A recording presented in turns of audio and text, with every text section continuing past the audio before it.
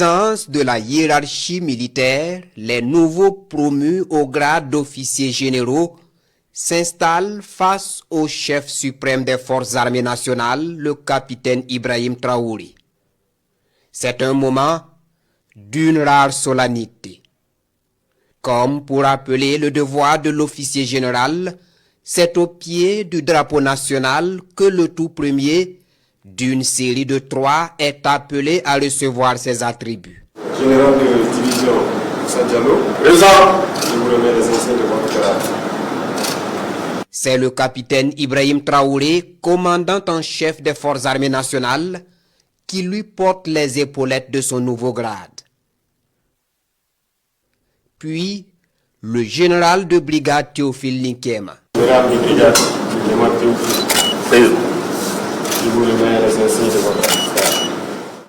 Chef d'état-major général adjoint des armées et commandant du commandement des opérations du théâtre national, le général de brigade Théophile Nkema écoute religieusement les mots à lui adressés par le président du Faso. Vient enfin le tour du chef d'état-major particulier de la présidence du Faso. Général de brigade Ismaël Kiswensida Swampa Diawari.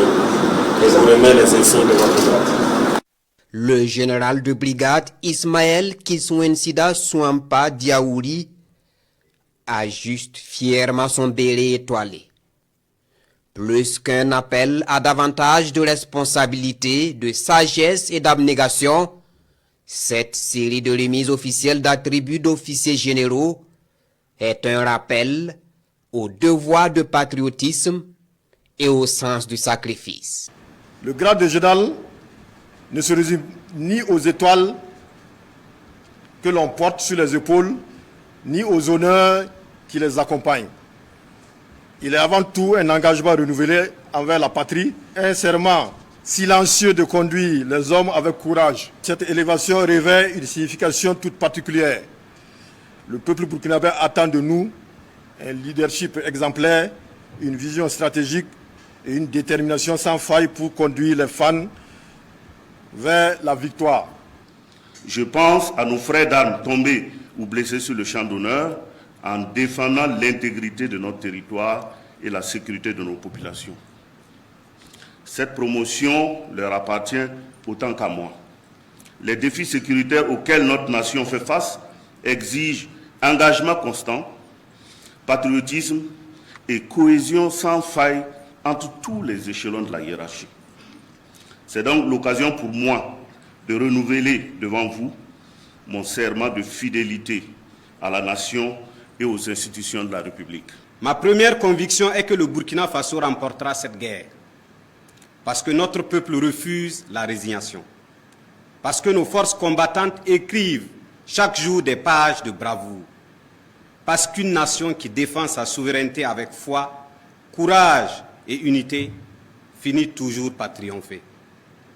Ma deuxième conviction, chevillée au corps, est que le leadership que vous incarnez, camarade président, constitue aujourd'hui un facteur déterminant de la résilience et de la victoire de notre nation.